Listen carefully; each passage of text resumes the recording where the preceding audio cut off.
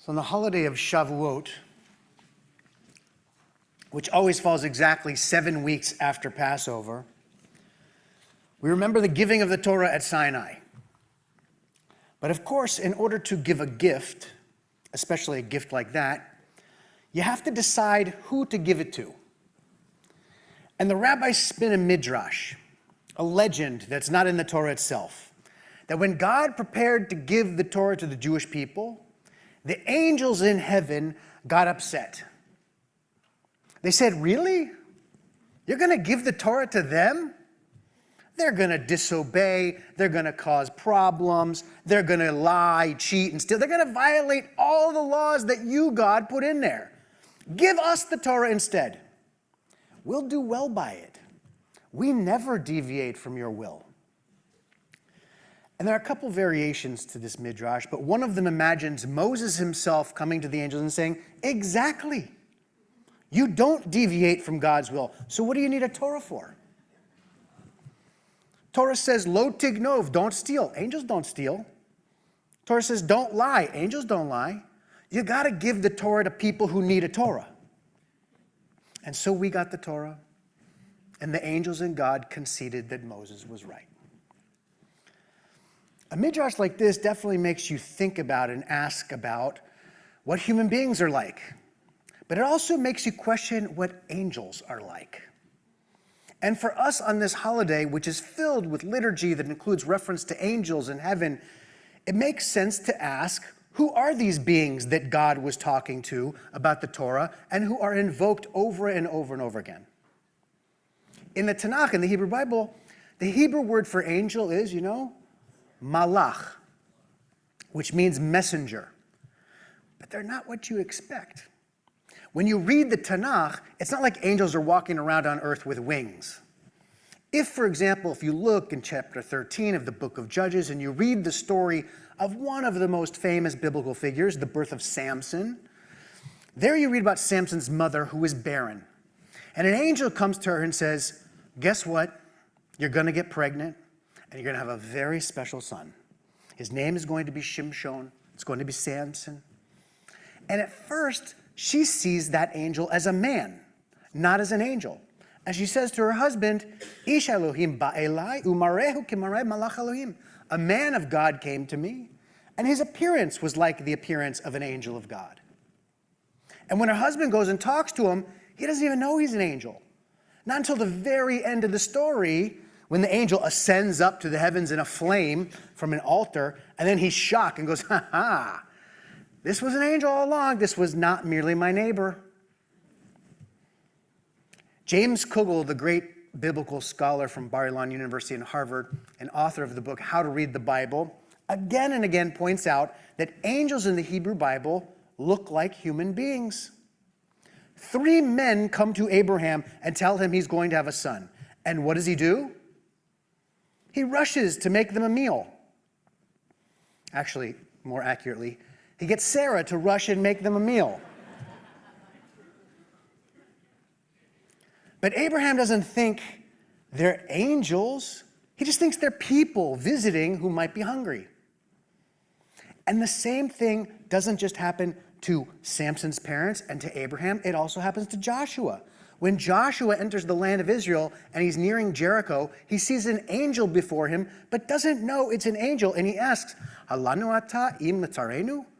Are you one of us or with our enemies? And the angel literally has to tell him, "No, I am of the Lord of hosts. I'm an angel." Now, why does he have to tell Joshua he's an angel? And I'm not talking about like trivial biblical figures here. I'm talking about Abraham and Joshua. And still, when an angel is right in front of them, when they're looking at an angel and talking to an angel, they see a human being. So it is possible, and not only possible, but according to the Bible, quite clear that angels look like people. Yes, there are visions of angels, like Ezekiel's vision of angel, that clearly don't describe anything human. But apart from ecstatic prophetic visions, when we're talking about the everyday encounters with an angel looks like you, and you, and you. They look like us. An angel looks like a person.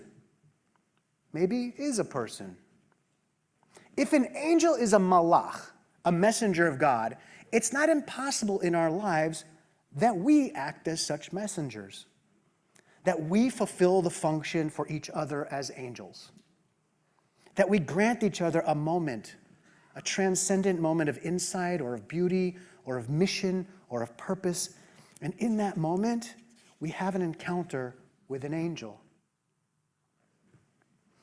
The great Italian 13th century poet Dante, who wrote the Divine Comedy, where he describes the medieval conception of heaven and hell, well, he has an encounter with a woman before writing that work named Beatrice, and his whole life is changed. She, for him, is a source of peace and wisdom, someone who, as the poet put it, was bathed in angelic light. And so in his masterpiece, Beatrice, the woman he met, becomes his guide in the story to paradise. She was his angel. And despite the fact that she was a human being, she changes his life. And if it is possible that we can see angels, then of course it is possible that we can be angels. All of this is particularly vivid and important to me in this past year of mourning my father. I remember in the first couple weeks after his passing, there were many people that reached out to tell me or my family how my dad was such an important presence in their life. And there were even critical times when they saw my dad as having saved them. Not that they necessarily used the term being saved, but he was, in the sense that we're talking about now, he was an angel for them. And so this idea that as we pass through life, we have ongoing opportunities to be messengers, to look into someone's eyes, to say a word, to change a life, to be a malach that is understood over and over and over again by poets, by the prophets, by the Bible, by blessed children, by the ones who get to see the angelic operations in their own lives. The great lonesome poet of the American tradition, Emily Dickinson, had a remarkable short four-line poem. She wrote, "Who has not found the heaven below will fail of it above. For angels rent the house next ours, wherever we remove." I want to unpack that with you because there's so much in there. She says, whoever hasn't found heaven below, in other words, if you don't find glimpses of heaven down here, you fail of it above. You're not going to find it when your time comes and you go up there. And then she says, for angels rent the house next ours. There are angels next door. They're renting the house next door, didn't you know? Wherever we remove. That is, no matter where you live, that's always true. So the key, in part for Dickinson, is angel spotting. It's not that they're not there. It's just that those who fail to see them below won't see them above either. It's not that there isn't angels. It's that there isn't vision. But if you're granted vision, then you see them. And so it was significant that it was Samson's mother who sees the angel and not his father. She has to tell her husband to go look at the angel because she has vision. And in fact, when she tells him to look at the angel, he's afraid. He says, you can't look at the face of God. If you do, you'll die. In the meantime, she's already had 2 conversations with the angel because she knows that angels rent the house next door. That is our possibility to accomplish for one another. That you don't need wings. You don't have to be supernatural. That's what Moses was doing by grabbing the Torah from heaven so that human beings could be angel-like. So that from time to time we can transcend our smallness, our narrowness, our cruelties, our pettiness, that despite all that we might still touch, inspire, help someone else, change their life, and be a messenger. Abraham Joshua Heschel, the great poet theologian of Judaism of the 20th century, said that the Jewish people is a messenger that has forgotten its message.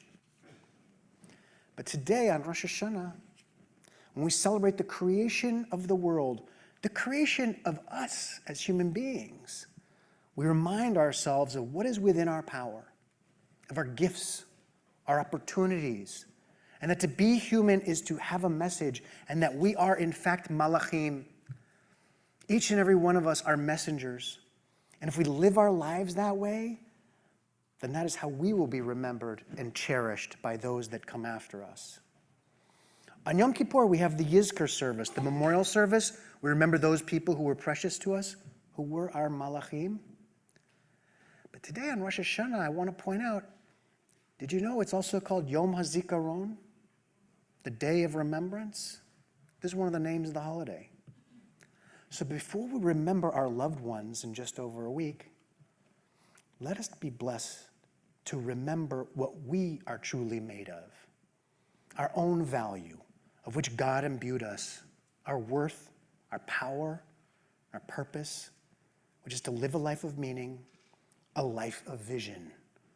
And in this time of division and uncertainty, let us be blessed to open our eyes to all the angels in our midst, and in doing so, become more angelic ourselves. Shana Tova.